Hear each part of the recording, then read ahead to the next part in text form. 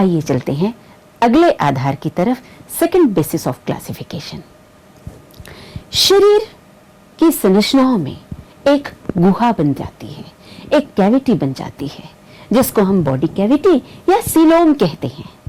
ये 3 तरह की हो सकती हैं: true coelom, no coelom and false coelom. मतलब एक गुहा है, दूसरी अवस्था गुहा नहीं है, और तीसरी अवस्था कोई मिथ्या गुहा है, कोई आभासी गुहा है जो कि सच में गुहा जैसी दिखती तो है पर गुहा होती नहीं है। तो गुहा या सीलोम के आधार पर अब जंतुओं का 3 तरह से वर्गीकरण हो सकता है। पहला है सीलोमेट। ये जो सीलोम है या गुहा है, इसको हम कब बोलेंगे कि ये ट्रू सीलोम है और कब बोलेंगे कि ये सीलोम नहीं है। ऐसे बहुत से जंतु हैं जिनके शरीर में गुहा या कैविटी तो है पर उस कैविटी को हम सीलोम नहीं कहते। तो ऐसी गुहा जो कि मेसोडर्म से लाइनिंग है या जिस कैविटी को मेसोडर्म ने कवर करके रखा हुआ है, उसकी लाइनिंग भी है, केवल उसको ही हम सीलोम कहते हैं। और जब मेसोडर्म से कवर किया हुआ, मेसोडर्म से लाइनिंग किया हुआ गुहा या सीलोम प्रेजेंट है उस जंतु के शरीर के बीच में, तब हम उसको सीलोमेट कहते हैं। इसका उदाहरण है केचुआ, कॉकरोच, मेंढक, चील, सर्प, मनुष्य इत्यादि।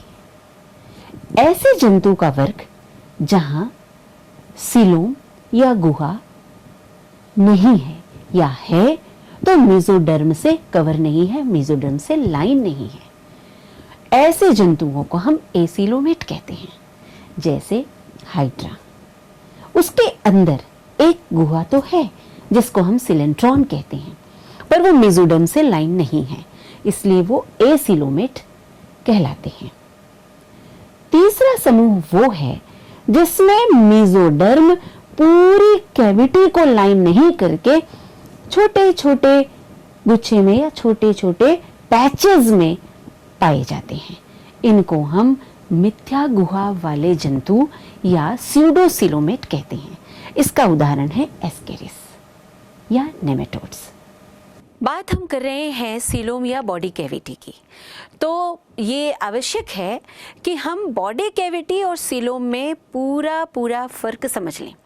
क्या अंतर है, क्या दोनों में डिफरेंसेस है, क्या दोनों में फ़र्क है।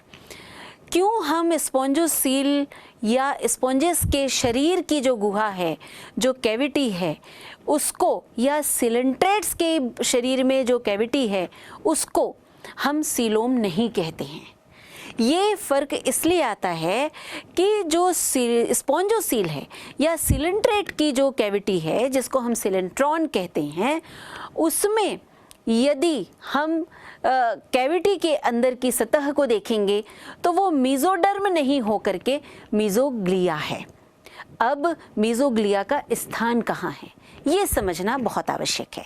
तो मेसोग्लिया कहाँ पर रहती है बच्चों? मेसोग्लिया रहती है एक्टोडर्म और एंडोडर्म के बीच में।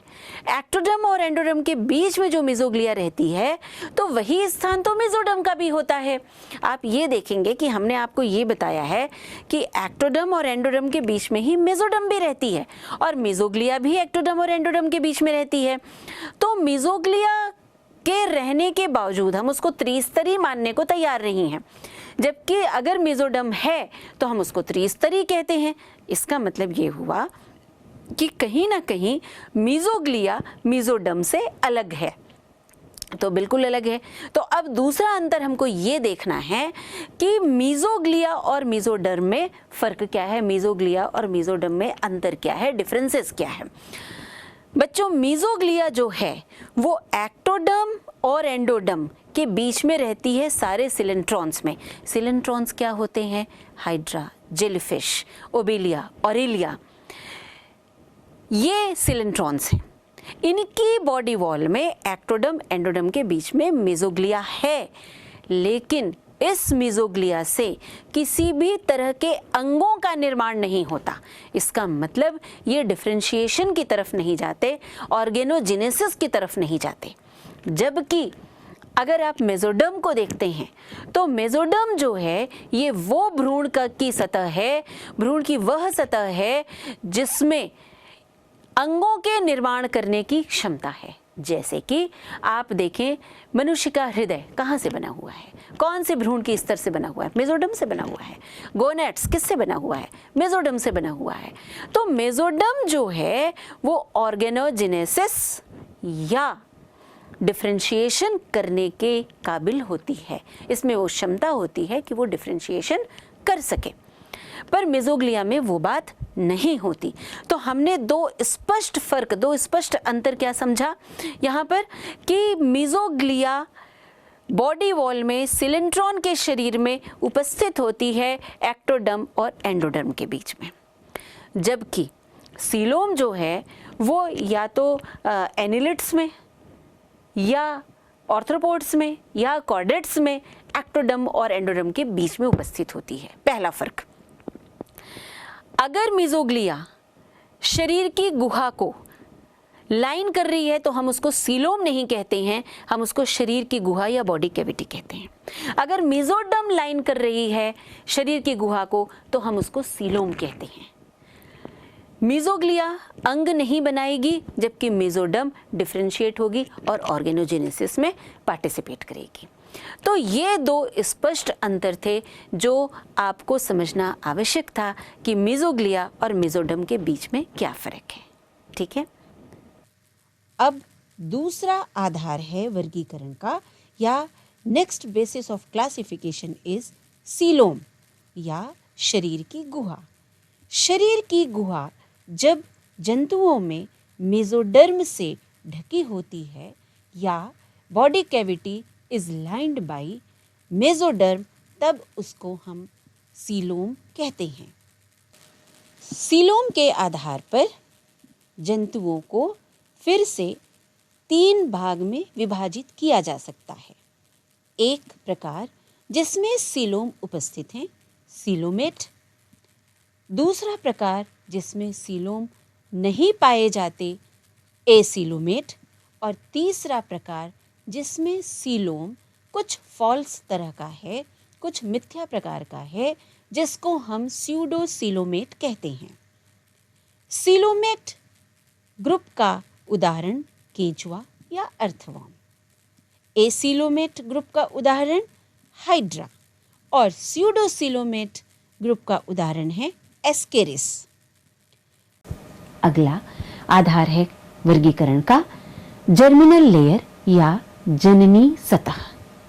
जर्मिनल लेयर बच्चों हमारे शरीर की भ्रूण अवस्था में या एम्ब्रियोनिक पीरियड में बनती है, जिसमें पहली सतह होती है एक्टोडर्म, दूसरी होती है एंडोडर्म और इन दोनों के बीच में आती है मेसोडर्म।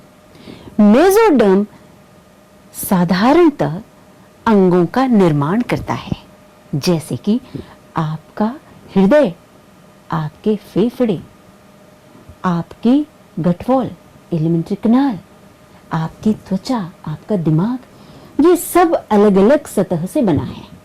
अगर मेसोडर्म की बात करें तो आपका जो हृदय है वो मेसोडर्म से बना हुआ है। अगर दिमाग की बात करें तो वो एक्टोडर्म से बना हुआ है। और अगर हम आहार तंत्र की बात करें या आपके स्टमक की या डाइजेस्टिव सिस्टम की बात करें या गट की बात करें तो वो एंडोडर्म से बना है। अर्थात हमारी भ्रूण अवस्था में पाई जाने वाली ये 3 सतहें एक्टोडर्म, मेसोडर्म और एंडोडर्म हमारे शरीर के निर्माण में बहुत उपयोगी हैं और इनसे ही मिलकर शरीर का निर्माण होता है। अब सवाल उठता है कि ये जर्मिनल लेयर्स क्या सभी जंतुओं में होती हैं? तो ये होती तो हैं, पर जंतुओं का एक समूह है जिसमें 3 सतह होती हैं, जिसको एक्टोडर्म, मेसोडर्म, एंडोडर्म कहते हैं। तो ऐसे जंतुओं के समूह को हम त्रिस्तरीय या ट्रिप्लोब्लास्टिक कहते हैं। मैं पुनः दोहराऊंगी, ऐसे जंतुओं के समूह को जिनमें 3 सतहें होती हैं, एक्टोडर्म, मेसोडर्म और एंडोडर्म, उनको हम त्रिस्तरीय या ट्रिप्लोब्लास्टिक कहते हैं। इसका उदाहरण है केंचुआ, कॉकरोच, पक्षी, सर्प, मनुष्य इत्यादि। हम सभी डिप्लोब्लास्टिक कैटेगरी में आते हैं। दूसरा समूह है जिसमें मेसोडर्म नहीं होता, मतलब केवल एक्टोडर्म और एंडोडर्म होता है। ऐसे जंतुओं के समूह को हम डिप्लोब्लास्टिक या द्विस्तरीय कहते हैं। इस समूह में प्लूरोब्रैकिया, टिनोफोर्स, हाइड्रा, सिलेंट्रेट्स, स्पंजेस, पोरिफेरियंस आते हैं।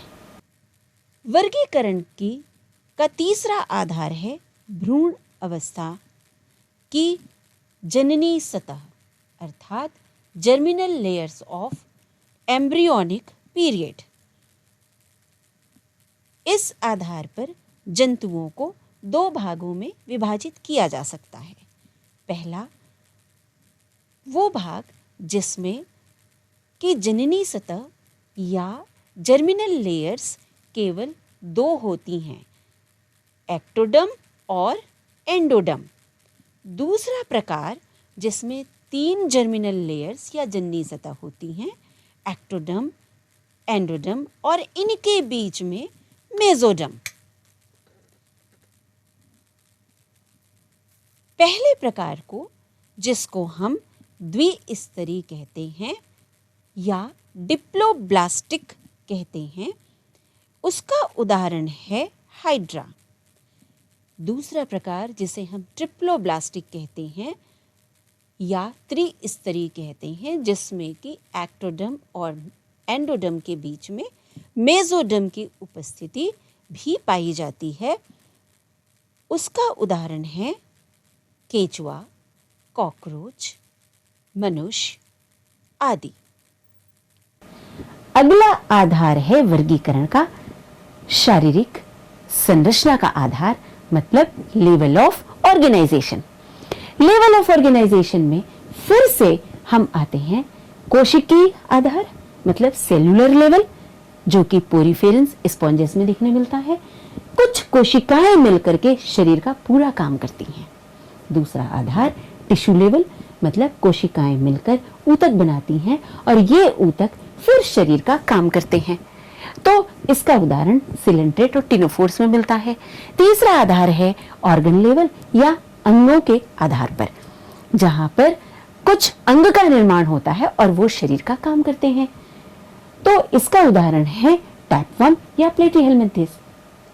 चौथा और बहुत ही विकसित प्रकार है वो है ऑर्गन सिस्टम लेवल या अंग तंत्र का प्रकार, अर्थात जब ऑर्गन सिस्टम डेवलप होते हैं और वो शरीर की सारी क्रियाओं का संपादन करते हैं, उनको हम organ system level of organization में रखते हैं।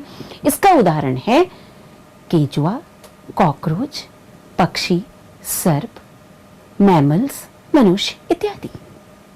अब अगला आधार आता है वर्गीकरण का तंत्र विशेष। हमने तंत्र का एक आधार देखा, अब तंत्र विशेष का आधार हम देखते हैं। कुछ ऐसे तंत्र हैं जिनके विशेष प्रकार हैं, जैसे कि 2 तंत्रों का हम यहाँ पर उदाहरण लेंगे।